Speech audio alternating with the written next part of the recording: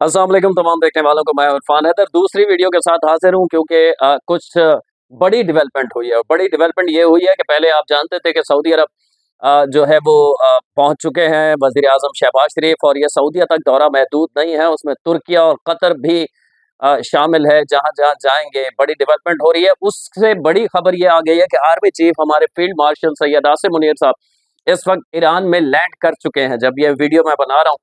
ये बड़ी डेवलपमेंट है। इसके अलावा सियासी पाकिस्तान के सियासी मंजरनामे की हम बात करें तो अ, बिलाखिर वो जो होना था वो हो चुका है। जी हाँ, अलीमा खान साहिबा और उनकी बहनें जिस तरह सियासत कर रही हैं, जिस तरह पीटीआई को अपनी मर्जी से चलाने की कोशिश कर रही हैं, अब सब्र का पैमाना लबरेज हो गया। एक वीडियो आपको दिखाता हूँ सलमान अकरम राजा साहब की।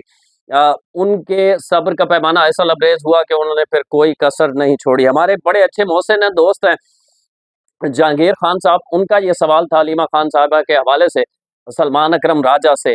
क्योंकि अलीमा खान साहिबा बार-बार ये कहती हैं कि मैं जेल के बाहर पहुँच जाती हूँ, क़यादत जो है वो संजीदा नहीं है इमरान खान को रिहा करवाने के लिए, और क़यादत जो है वो सिर्फ़ ओहदों को एन्जॉय कर रही है, इस किस्म की बातें करती हैं। तो ज़ाहिर है उन्हें सियासत का नहीं पता। अच्छा, अलीमा खान साहिबा, इमरान खान की जितनी बहनें, उन्हें सियासत का तो नहीं पता। ये कहा जाता है नहीं, नहीं वो तो बहनें हैं ना, उन्हें सियासत से कोई ताल्लुक नहीं है, लेकिन पार्टी पूरी वही चलाती है।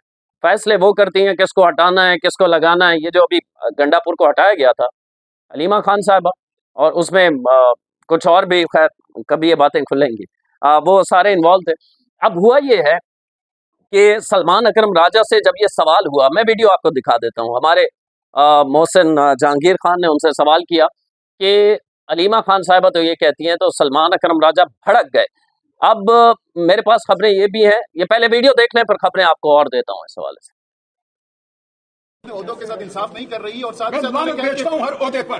किसी ओहदे की किसी को ख्वाहिश नहीं हुई, कम से कम मुझे कोई ख्वाहिश नहीं थी। ये ओहदा मुझ पर थोपा गया है। मैंने खान साहब से 10 दफा कहा था कि मैं ये ओहदा नहीं लेना चाहता। ओहदे के बाद 3 दफा मैं उनको पैगाम भेज चुका हूं। उसके जवाब में एक दफा उन्होंने तीनों बहनों को मेरे दफ्तर भेजा, या आके मेरे सामने बैठी। इन्होंने मुझे कहा कि खान साहब ने कभी जिंदगी में किसी के बारे में ये नहीं कहा कि उससे जाकर मेरी तरफ से ये दरखास्त करो कि वो मत छोड़े इस ओहदे को। इसलिए सिर्फ मैं इस ओहदे पर कायम हूं। एक लम्हे के लिए भी मैं ये ओहदा नहीं रखना चाहता, और मैं अपना इस्तीफा फिर भिजवाऊंगा खान साहब को। मैं छोड़ इसलिए नहीं सकता कि खान साहब ने एक जिम्मेदारी मुझ पे डाली है। मेरी ये ख्वाहिश है कि अगली मीटिंग जब उनसे होती है तो मेरी ख्वाहिश उन तक पहुंचाई जाए, और मैं ख्वाहिश करूंगा कि वो मेरी बात को माने। उन्होंने आपका नाम लिया और कहा कि पीटीआई के पास इस वक्त कोई स्ट्रेटजी नहीं है, खान साहब की रिहाई के हवाले से कोई लाएअमल के पास नहीं है। मैं नहीं समझता कि वो समझती हैं सियासी मामलात को, ना वो समझती हैं लाएअमल को। लाएअमल क्या होना चाहिए वो हम समझते हैं, वो बहुत बेहतर लोग समझते हैं, बहुत तजुर्बाकार लोग समझते हैं, और हम उस लाएअमल पे अमल करेंगे। और जगजई साहब और अलामा नासिर को हमने वापस लाना है। उनको एक तरीके से खाइफ किया गया है, उनको हमने देखकर साथ आगे चलना है, और उसको सब कुछ करना है जो इस वक्त मुमकिन है। और जिससे तो वीडियो आपने देख ली। इससे अलावा मैं आपको बता दूं कि अब जब अगली मुलाकात होगी, अगली मुलाकात, मुझे याद है मैं ट्रैवल कर रहा था जब सुहेल अफरीदी वजीर आला बने।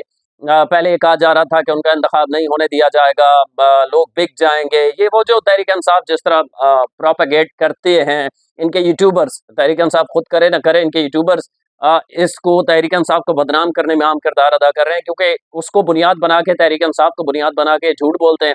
अगले दिन झूठ एक्सपोज हो जाता है, और फिर लोग कहते हैं कि तहरीक इंसाफ ने बुलवाया था। तो उस वक्त ये कहा गया कि बस आते ही ये कर देगा, वो कर देगा, इमरान खान बाहर आ जाएगा। सुहेल अफरीदी यानी एक तड़का मसाला बड़ा लगा के, मैं उस वक्त बाय रोड ट्रैवल कर रहा था कराची से पंजाब की तरफ, और मुझे याद है कि उस वक्त मैंने फेसबुक पे लिखा था कि जैसे अभी गंडापुर को तहरीक इंसाफ के लोग कह रहे हैं ना गद्दार है, और इस तरह ये बहुत जल्द, मतलब 1 साल भी सुहेल अफरीदी पूरा नहीं करेगा, और इसी तरह सुहेल अफरीदी को गद्दार कहा जा रहा होगा, गालियां दी जा रही होंगी, बुरा भला कहा जा रहा होगा। अब मेरी मालूमात ये है, वीडियो आपने देख ली, सलमान अकरम राजा तो अलीमा खान साहिबा पे किस तरह फट पड़े हैं ना।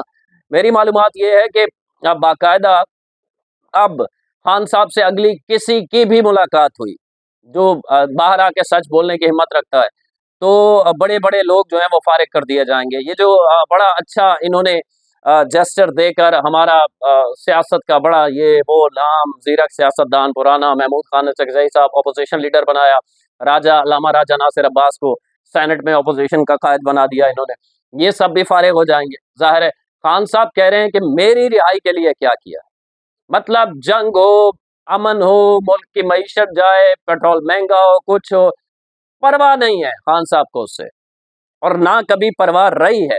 ये मिजाज है खान साहब का, जो करीब लोग उनके रहते हैं कि वो अपनी ज़ात के अलावा किसी को ना सोचते हैं, ना देखते हैं, ना कुछ करते हैं, और यही वजह है कि उन्हें मोहसिन कुश भी कहा जाता है। खैर ये लंबी हो जाएगी डिबेट, लेकिन खान साहब सिर्फ ये सोच रहे हैं कि मेरी रिहाई के लिए क्या हुआ।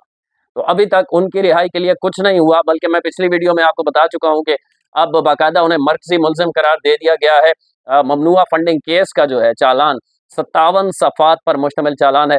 तो खान साहब अब इनको तब्दील करेंगे, फिर अगले आएंगे, फिर वो कुछ नहीं कर पाएंगे, क्योंकि जाहिर है कोई बंदा एहतजाज से किसी के केस कैसे माफ करवा सकता है। आप खुद सोचें, लॉजिकल सोचें, अकल इस्तेमाल करें कि रियासत पे इतना प्रेशर डालें कि वो केसेस जो हैं वो माफ कर दे, वो 190 मिलियन केस माफ कर दे, तोशाखाना केसेस माफ कर दे, ये जो आपका है फॉरेन फंडिंग केस अब आगे बढ़ रहा है, खान साहब मर्कजी मुल्जिम है इसमें, ये भी माफ कर दें, आगे ना बढ़ाएं केस। तो इस तरह मुमकिन नहीं है। अगर कोई ये चाहता है कि सुहेल अफरीदी से बड़ा कोई हल्क, कोई और कोई सुपरमैन भी आ जाए, कुछ नहीं होना जब तक आप अदालत में प्रूव नहीं करेंगे कि हमारे ऊपर लगाए गए इल्जामात बेबुनियाद हैं, या फिर आप उसी तरह माफी तलाफी करके फिर अदालतों को कहा जाएगा जो पाकिस्तान में होता है उस तरह करेंगे। इसके अलावा कोई ऑप्शन नहीं है। ये तो है खान साहब के हवाले से और पीटीआई के हवाले से जो खबर थी।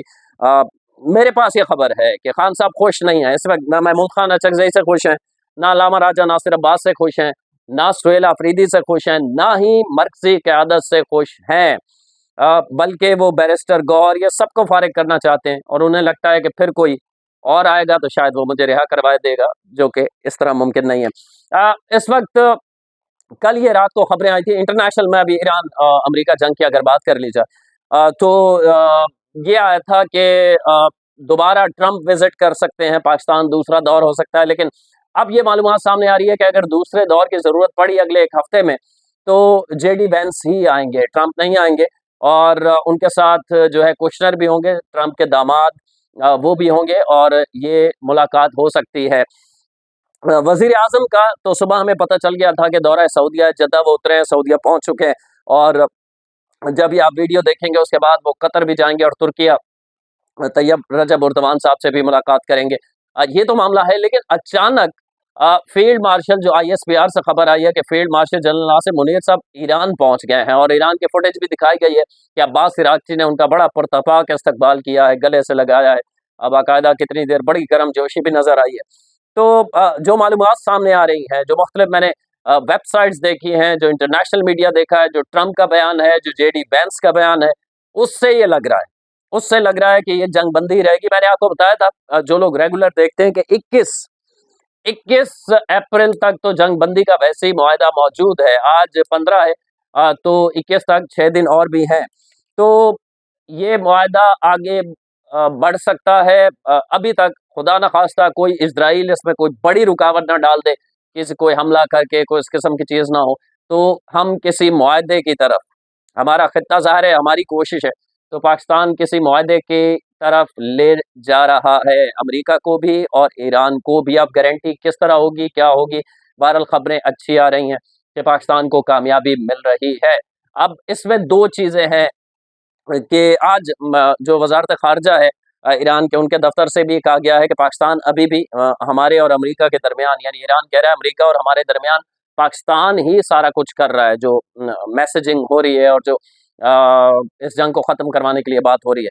तो इस जंग को ख़त्म करने के लिए मुआहदा, क्या पाकिस्तान का ईरान जाना और फिर अमेरिका जाना काफ़ी होगा, या दोनों वापस आएंगे दूबदू बैठ के इस्लामाबाद में बात के? मुझे लगता है कि एक बैठक और इस्लामाबाद में होगी। हालात इस किस्म के नज़र आ रहे हैं कि, और ये बैठक 21 अप्रैल से पहले पहले इस्लामाबाद में हो सकती है। ये है इस वक्त ताज़ा तरीन बैनुल अक़वामी जो मंजरनामा है उसकी सूरत हाल। और ज़ाहिर है कोई पॉजिटिव मूव है तो आर्मी चीफ खुद अचानक पहुंच गया ना ईरान, और पॉजिटिव मूव है तो सऊदी अरब, कतर और तुर्किया का रुख कर लिया है वज़ीर आज़म ने। इसका मतलब है कि पाकिस्तान को कामयाबी मिल रही है, और उम्मीद करते हैं कि पाकिस्तान इस सारी कोशिश में सुरखरू हो। अगली वीडियो तक के लिए अल्लाह निगहबान।